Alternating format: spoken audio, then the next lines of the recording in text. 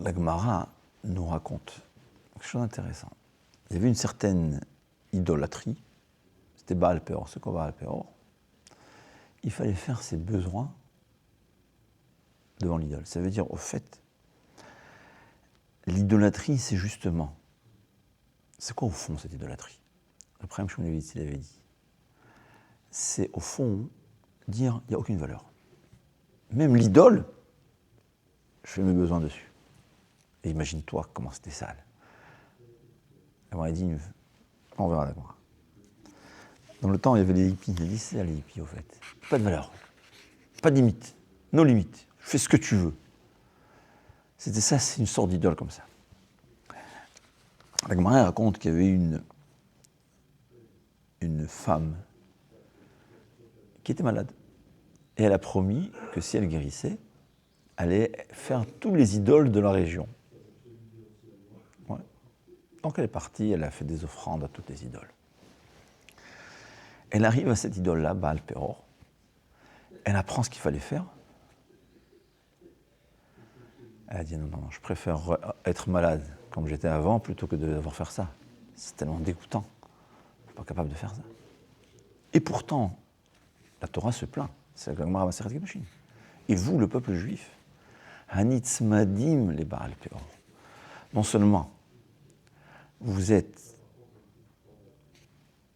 ceux qui font cette idolâtrie-là, mais Nitzmadim, ça veut dire coller. La majorité des non-juifs, ils ne veulent pas. Et même ceux qui le font, ils sont un peu réticents. Mais vous, les juifs, qui quittent la Torah, malheureusement, ouais. Quand vous devenez des idolâtres pareils, il n'y a rien de pire. On raconte, il y en a même un, il s'est essuyé avec le nez de cette idole. Ça veut dire... Pourquoi? Comment ça se fait? Alors un, il me dit, les juifs, on est toujours les meilleurs dans tout. Ou les plus grandes inventions, ou les plus grandes escroqueries. C'est bien. Bon, mais c'est pas rien que ça. Au fond, un juif, son âme est à la recherche de la vérité. À la recherche du spirituel, à la recherche de Dieu. C'est sa nature. Donc, qu'est-ce qui se passe quand il est tenté par le plaisir de ce monde? Il y a une guerre mondiale. D'un côté, il veut Dieu, il veut la religion. D'un autre côté, il veut les soirées, tout le reste. Quelqu'un qui n'a pas véritablement dans son cœur, il n'est pas vraiment attiré par le bien, par Dieu, il n'y a pas une guerre mondiale. Des fois, il n'y a même pas de guerre. Dieu ne l'intéresse pas. Ou l'intéresse tellement peu, alors il ne va pas tuer, il ne va pas voler, il ne va pas mentir. C'est bien, c'est suffisant. Un non-juif, il a 7 mitzvot, c'est peut-être suffisant. Dans la majorité des cas, quoi. Mais un juif, il a une âme qui est attirée comme un aimant puissant. Ouais. Je ne sais pas comment ça se calcule. Je sais pas quel. Il y a des. Comment on appelle? J'en veux pas. Non, plus cet aimant l'attire vers Dieu, plus pour s'éloigner de Dieu, il a besoin d'une force supérieure à la force qui l'attire vers Akadosh Baruch Hu. C'est comme ça. Ouais. Je ne sais pas comment s'appellent les termes, mais on va dire, je vais appeler 1000 kilos. Ouais. C'est pas en kilos, je sais que je ne me rappelle pas, il y a les forces d'aimant, il y a un certain. Quelqu'un qui est attiré 1 kilo vers Akadosh Baruch Hu, il lui suffit d'un éloignement d'une force d'1 kilo pour se conduire comme il veut. Ça lui suffit. Ça, j'ai entendu de Rabbi Yaakov Kalinsky. Mais quand quelqu'un il est attiré à 500 kilos vers Akadosh Baruch Hu, il est obligé d'utiliser une force de 500 kilos contraire à Akadosh Baruch Hu. Je dirais plus, il a besoin d'une force de 1000 kilos pour 500 kilos contre Hachem et 500 kilos. Comme le Rambam il dit, quand quelqu'un a un mauvais caractère, il doit aller l'inverse. Ouais. Il est très avare, pendant un certain moment, pour prendre l'habitude, il va il va dépenser trop, jusqu'à qu'il va trouver le juste milieu. La même chose, quand quelqu'un est attiré par Akadosh Baruch Hu, par sa nature, pour pouvoir lutter contre cette attraction vers Hachem, il est obligé d'aller à l'inverse. S'éloigner le plus possible d'Hachem. C'est ça la nature. C'est comme ça. D'ailleurs, à chaque fois que je vois des gens qui crient, une fois je l'ai dit à quelqu'un, à un élève, c'est des gens qui n'arrêtent pas de parler contre la croyance. Je lui dis, tu sais pourquoi tu parles beaucoup contre Hachem? Tu sais pourquoi tu parles beaucoup? Parce qu'au fond, tu es croyant. Ceux qui ne sont pas croyants, tous tes amis, ou bien des fois, c'est pas tellement intelligent, il aime Dieu, il fait ce qu'il veut. Il y a des gens qui, et dans les soirées, ils chantent Hachem, je t'aime. Et ils ne voient pas la contradiction. Alors, c'est peut-être mieux d'aimer Hachem et faire des fautes que de ne pas aimer Hachem, j'ai pas dit. Mais il y a des gens qui s'habituent à vivre dans une contradiction. Mais quand quelqu'un il est intelligent, et il comprend que si j'aime Hachem, alors je ne peux pas faire des bêtises. Plus il comprend la grandeur d'Hachem, plus il est obligé de se dire « Non, c'est faux. Non, je ne crois pas à Kadosh Baruch Hu. » Il est obligé de se dire « Je ne crois pas à Hachem. » Parce qu'il comprend que s'il croit à Hachem. C'est ça la nature humaine.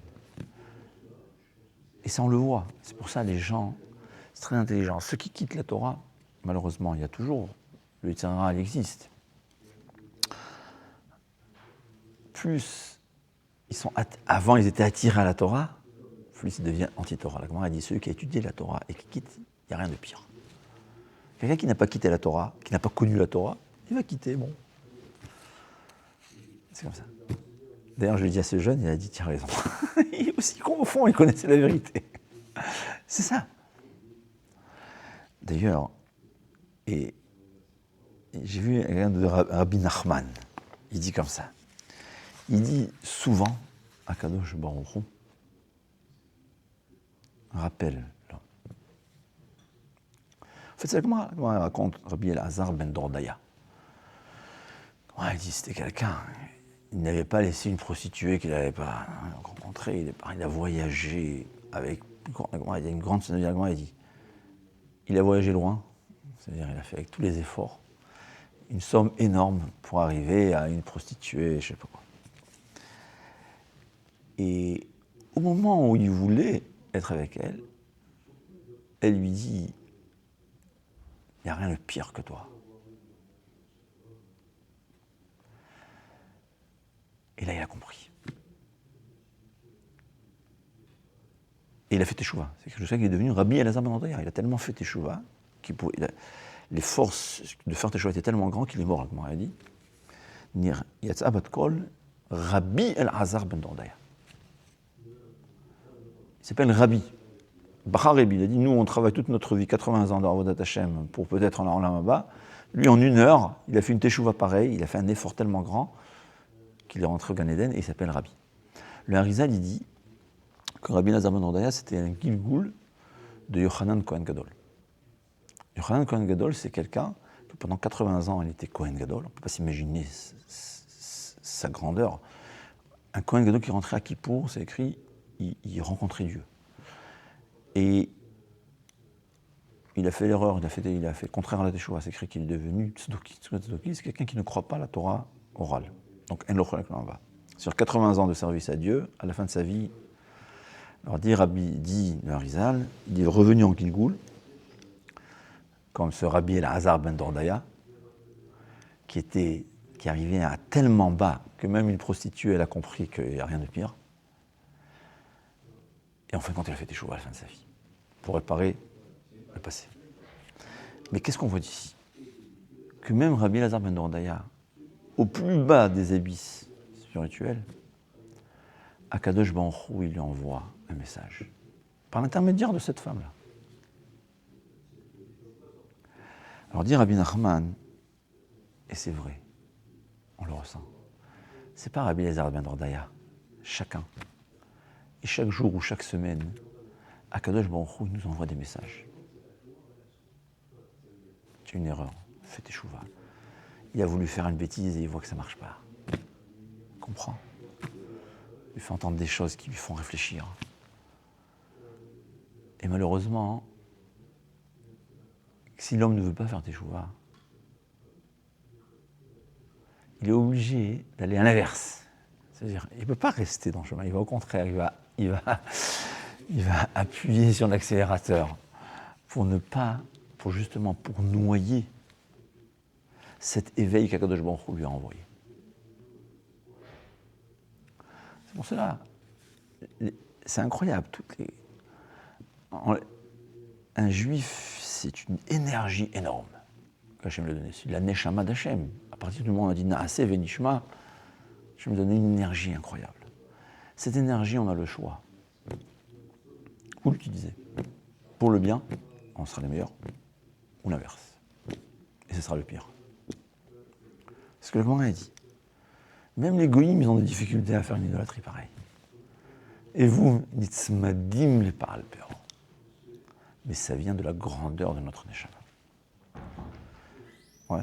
Cet aimant, tellement attiré vers Akadosh Baruch Hu, a besoin d'un Yetzer Hara 2 fois plus puissant pour l'éloigner d'Hachem, mais malheureusement, c'est 2 fois plus puissant.